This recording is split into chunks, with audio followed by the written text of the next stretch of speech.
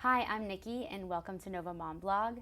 With school letting out, it's important for parents to have the right knowledge on making the right food choices for their children with their new schedules and their activity levels changing. With their schedules changing, it provides an opportunity for slip ups during mealtime. Child nutrition expert and author of the Uncle Sam Diet, Dr. Keith Ayoob, is here to share his advice on childhood nutrition. Welcome, Dr. Ayoob. Thank you. There's a lot of ongoing discussion out there regarding children food and parents' role in helping shape a healthy foundation for their children. What are some of the challenges parents might face this summer as they prepare for school letting out and the change of their kids' schedules? Well, the change in this kid's schedule does present a different kind of a lifestyle for the kids. They're home a lot more, and parents are going to be responsible for getting their kids fed 3 times a day versus when they go into school where breakfast sometimes and also lunch are taken care of. But it also presents some really great opportunities. Now, childhood obesity is on the forefront of every parent's mind at this time because it's becoming an epidemic among kids. And if you have kids who are overweight, it's certainly going to be on top of your mind, but you also want to make sure that your kids don't become overweight because prevention is really where it's at. And something as simple as getting your kids breakfast every day and keeping that kind of routine, even though they're not going to school, is really important. And getting them a good balanced breakfast, it still is the most important meal of the day. And a question I get a lot of is, well, what do I serve for breakfast? Or, that isn't going to make my kids overweight and things like that. And believe it or not, sometimes your kids' favorite cereals can actually be, and a regular breakfast can be part of the solution for that. And people will ask me, well, why? And because there's great research now that shows that kids who are cereal eaters every day tend to have lower body weights and lower body mass indices. That's a measure of weight for height. And this has been shown to be true among younger kids, but also teenagers. Now, it may be a marker of good eating behavior because we know breakfast eaters are also more likely to be at a healthy weight. So getting your kids a breakfast every day, and especially encouraging a cereal and milk breakfast because it's a great vehicle to get whole grain and low fat and fat free milk into your kids' diet, and also fresh fruit. 3 things that almost all kids need to eat more of in their diet is not only going to help balance their diet, but it also maybe starting them on the right road towards a healthier body weight as well. Now, what about cereals that most kids like seem to be high in sugar, or they say they have high fiber, but really they don't? Now, what is your suggestion on trying to get your kids to eat a healthier cereal, or what about measuring? I'm glad you asked that question because it crops up a lot for me. People seem to focus a lot on the sugar in cereal. I don't, and here's why. It amounts to about 4% of the sugar in kids' diets. It's really not very much. I really think parents ought to focus their attention instead on the other sources of sugar that are far greater and far more influential, and leave cereal alone. Because you know what, as I say, the cereal in kids who eat cereal tend to have a healthier body weight, even when they eat, cereals that are sweetened. And that's a great thing because they're going to get whole grain. They really are going to get whole grain in those cereals, even the cereals that are sweetened. And they're also going to get low fat or fat-free milk, and they're going to get fresh fruit. That's a great way to go.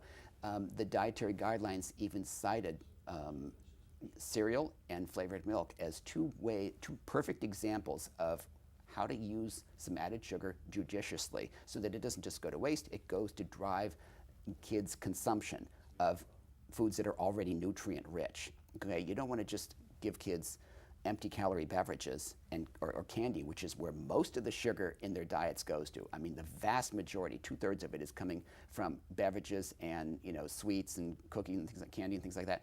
That's not where you want kids to be focusing, but that's where most of the sugar is coming from. So I'd rather say, listen, you know what? For the few grams that it takes to get kids to eat a whole grain cereal, I'm fine with that, and the research backs me up on that. People get too caught up on, I think, sometimes the wrong thing, and they're not seeing what the really big picture is. This is a great food that kids love. Right. It's also whole grain, and you can get kids to eat more fruit that way. You can get them to eat fat-free dairy foods or low-fat milk. Awesome. Let's leave cereal alone and focus on what kids really need to be changing in their diets. Now, what if they don't like skim milk? I'm sorry, we're going to stop momentarily. You're going to pick back up on that question you're just about Okay. to ask, so remember it in your mind. Okay. We're going to fix your mic. Is my hair in the way? What is the problem? Just take There's tape showing. I noticed that. Yeah. Yeah. I see what happened. This flipped out. Yeah. So maybe the way to do this is to get this down like that. You see. I noticed that I didn't say anything though because I thought, well, maybe I'm not looking at this and it's part of her dress, so I don't know. Let's start from scratch here with the tape. Sorry. So how's it normally sit? It sits like that, right? Yeah. Okay, It's cool. like a little cow neck. Yeah, hold that tight if you could, just Okay. so we can kind of freeze it in shape. Sorry. It's okay. I just don't want my hair to get in your way. No, it's okay. And then we'll tape it way back here, so it definitely won't come out anywhere near. Okay, that should do it. Okay.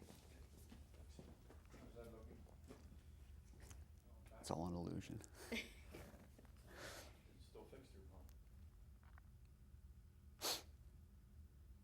Oh, put your hair down over that shoulder if you want, just for continuity. So it's Okay. shown. I don't remember how it was, but I think it just fell. Okay, so we're gonna start with. Go ahead. Okay, so once you we're just gonna start Okay. with that question. Okay.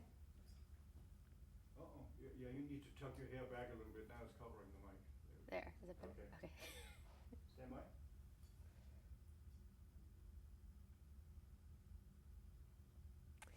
Now- Doctor, look at her. Yeah. Now, what do you suggest? Oh, sorry. Stand by. 4, 3. Now, what about kids that don't like skim milk? Oh, that's okay. 1% is fine. And actually, in most schools across the country, and I tell this to parents, most schools are carrying both skim and 1%. They don't tend to carry much whole milk or 2% anymore. So if kids will drink it at school, they'll get used to it at home as well. Okay. Now, what do you suggest for parents that are working in order to keep their kids on track with a healthy diet while they're out for the summer? Oh, actually, that's a good question because most important is not just to eat right, but also to be physically active as well. And I think again, if your kids are home, if your kids are used to eating breakfast in school, this is a great opportunity to get breakfast with your kids at home.